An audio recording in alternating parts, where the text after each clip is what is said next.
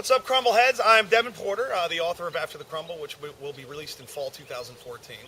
And today I have a special guest, Marc Harding, a friend of mine for a long time. And he is the author of Painkiller Ghosts, which you can buy on Amazon right now. Absolutely great book. Now, Marc has an upcoming book, which is called Drowning in Sand. And I was lucky enough to be an advanced reader of an early version of it. And it's beautifully written, and it's about the crumble. And so we're going to talk a little bit about that. But first of all, thanks for coming, Marc. Thanks, Evan. Marc's going to read the first page or so of the book, and then we're going to talk a little bit about it and all of that. But that's the prototype cover. Yeah, Drowning in Sand. Thanks. This is it. Old bleach beer cans jingle in the dying dune grass. The sand blowing against hollow crab shells, combined with the sea oats beating each other, are a percussive hypnotic. The stench of death is enough to bring you down from any prescribed narcotic. Mere yards away, the grinding breakers moan constantly, taunting the nearby convalescents.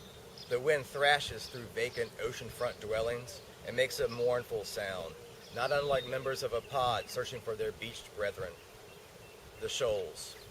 Yes, that sweet sea breeze that lulled so many people to sleep is now dag-and-goosing to the resident insomniacs. This is it.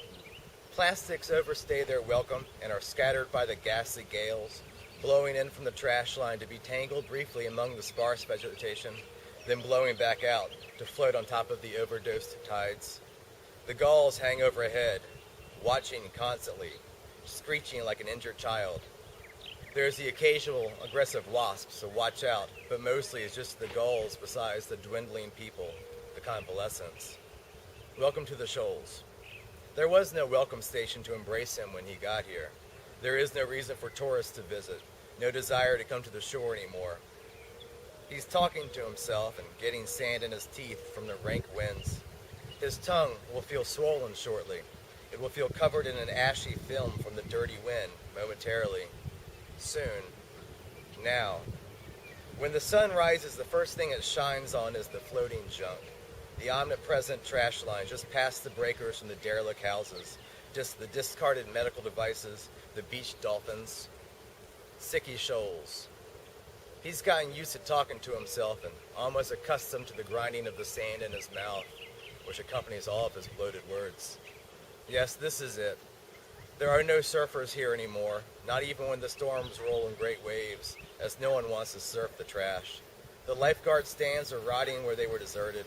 Some have become gall havens, some have become splinter palaces, some have been torn apart, their wood used for funeral beach pyres. He spits out ash-gray sand. A gull laughs from somewhere hovering nearby, fighting the winds above the shore. If he's had enough pills, he will answer himself. But he's not to that point yet, not tonight. Not yet, maybe sooner, maybe later. The waves crash onto the trash line in front of him. No one has played in these breakers for years, and not least intentionally.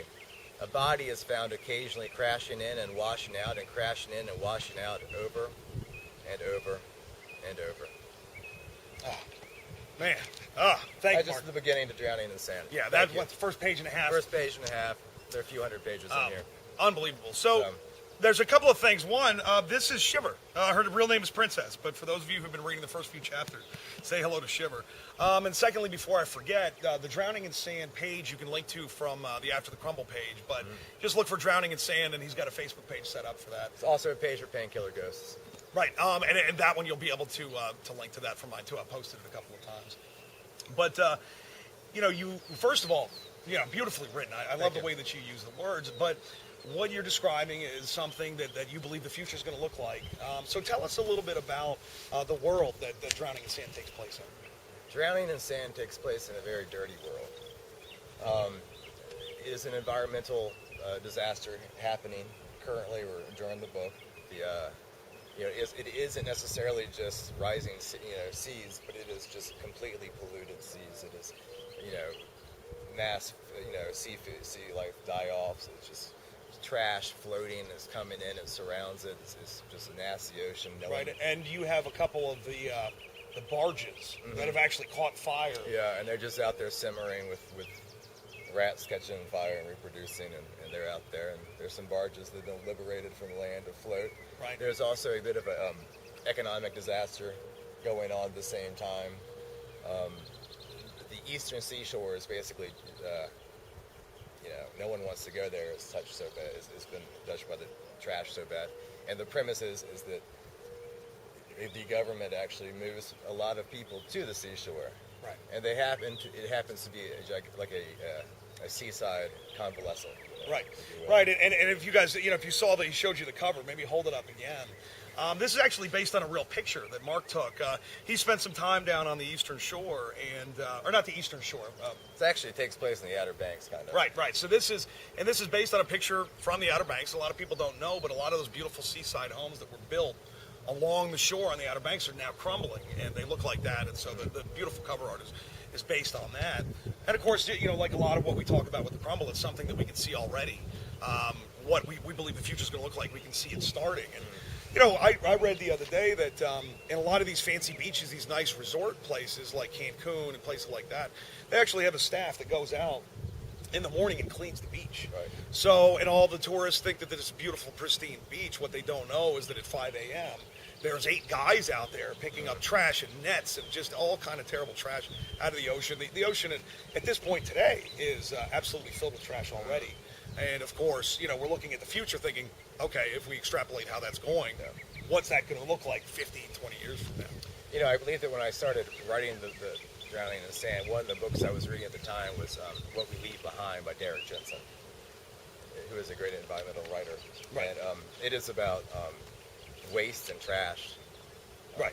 And it's absolutely genius. It's very right. And Derek Jensen, Mark's going to do a couple of book recommendations today. I'm not sure if Jensen is in there yet, but we will recommend him. That'll be my first one, What We Leave Behind by Derek Jensen. Right. Highly recommended. Yeah, and Derek Jensen is fairly prolific. He's done about maybe 15 books. Oh, yeah. All of them nonfiction with the exception of maybe 1 or 2. Right. And there's one, and I can't remember the full name of it, but it's 50 Things to Do While the World Burns. While the world burns or something. And it's a graphic novel that will just mess your head up. I mean, you'll read this thing, and Mark loaned it to me, and I bought my own copy, and I went nuts for about 3 or 4 days. I mean, I just could not, it's absolutely amazing to try to understand what we've done already to the planet. So, all right, so What We Leave Behind by Derek Jensen. What are some other book recommendations you can give us? Oh, along the same vein is 2030 by Albert Brooks. Right. It is an alternative future, of course, in about 15 years, 16 years in 2030. Right. And how about The Dog Stars by Peter Heller? Right. That's a collapse book. I think it was well done. Right. It was different than a lot of the books out there you read on the subject. Yeah, a much more of an artistic take. Yeah, it was poetic. Yeah, I believe. very poetically, very well written, but very melancholy, but great book. Yeah, I really enjoyed that. So I'd go with those as recommendations. Well, and in reference to the 2030 book, and Mark said Albert Brooks, it is the Albert Brooks, the actual actor that we all know. And I would who knew, right? Yeah, Great book. exactly. Yeah, but very well written. So those are good recommendations. But I would recommend everybody keep an eye out for Drowning in Sand. What do you think? About 6 months it'll be released. Yeah. So, and when it does. Year.